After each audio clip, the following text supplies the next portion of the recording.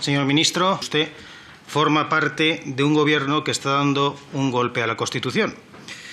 Un golpe de Estado por capítulos de la mano de aquellos que quieren acabar con España. Por eso, yo lo que le deseo, señor ministro, es la más breve andadura posible al frente de su ministerio, por el bien del interés general de los españoles y de nuestro futuro.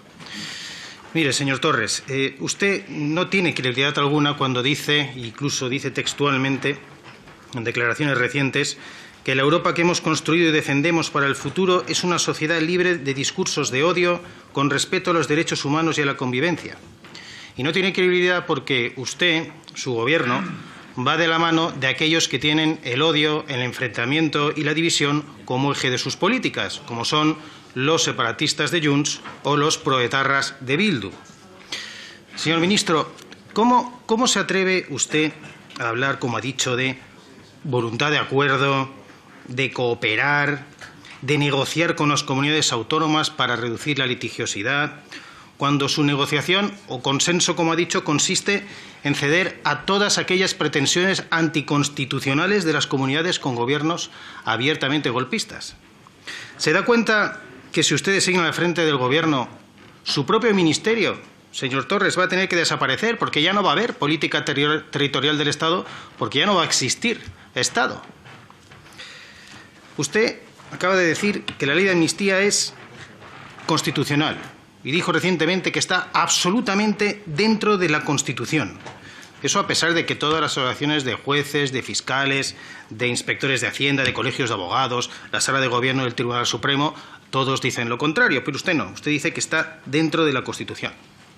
Es que ustedes incluso han aceptado la bilateralidad con Cataluña, el trato de igual a igual, como si se tratara de dos estados al mismo nivel, no del trato de una región con la nación, sino como si de dos estados se tratara.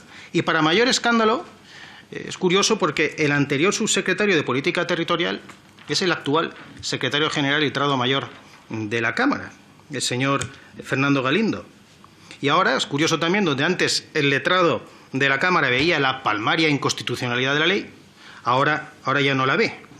Es el mismo señor que se encargó de coordinar esas reuniones de la Comisión Bilateral entre la Generalitat Catalana y el Gobierno de la Nación, en la que se acordaron transferencias de competencias. También me gustaría saber si en estas nuevas cesiones de competencias a usted le informan de algo o está presente, porque lo vemos también un poco apartado.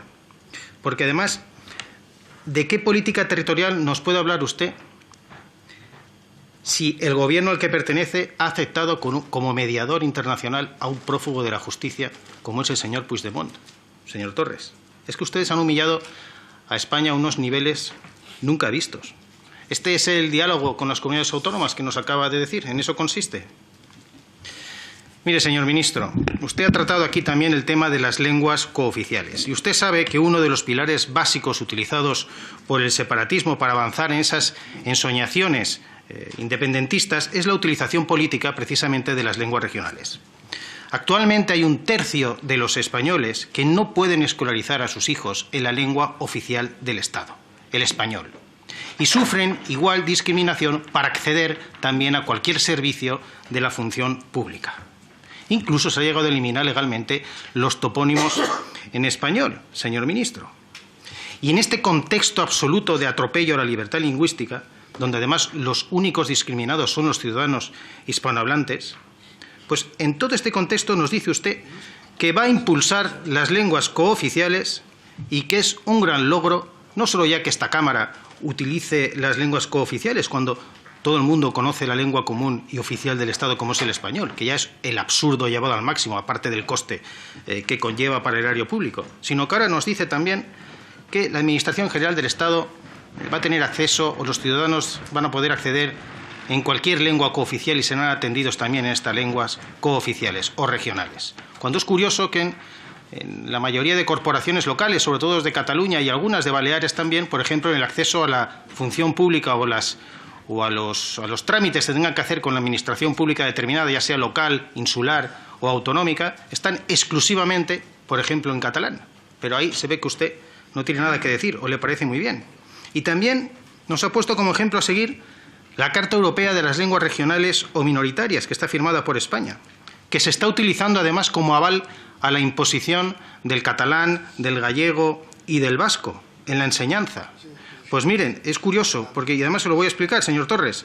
La Carta Europea para las Lenguas Regionales o Minoritarias obliga a España a ofrecer enseñanza íntegramente en lengua regional, pero solo a las familias que lo soliciten, no como ahora que se está imponiendo a todo el mundo y a todas las familias. Es que además la única forma de cumplir con ese tratado es permitir elegir la lengua de enseñanza, que es como reclamamos nosotros desde Vox.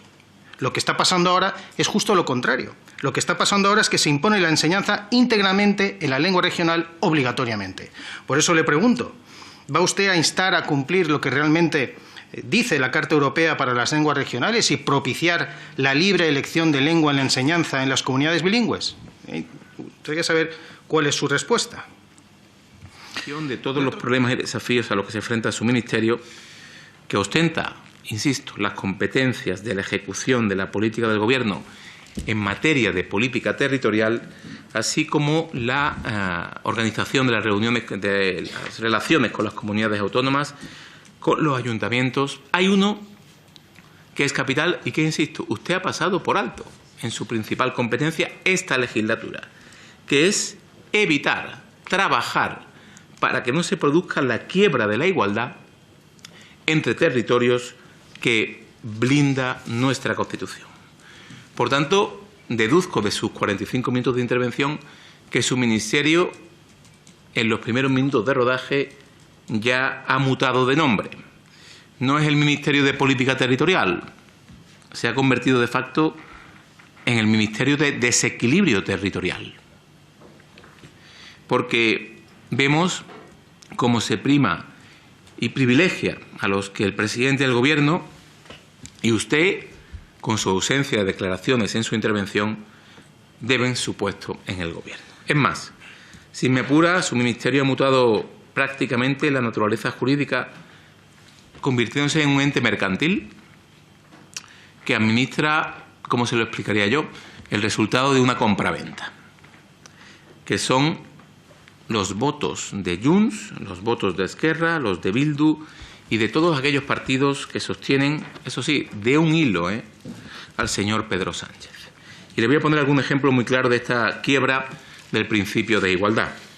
El Gobierno del que usted forma parte ha condonado unilateralmente, sin pasar ni siquiera por el Consejo de Política Fiscal y Financiera, sin convocatoria previa de la Conferencia de Presidentes, 15.000 millones de euros a una comunidad autónoma. Muchas gracias por ver el vídeo. No te olvides de suscribirte, darle me gusta y activar la campanita. Nos vemos en el siguiente.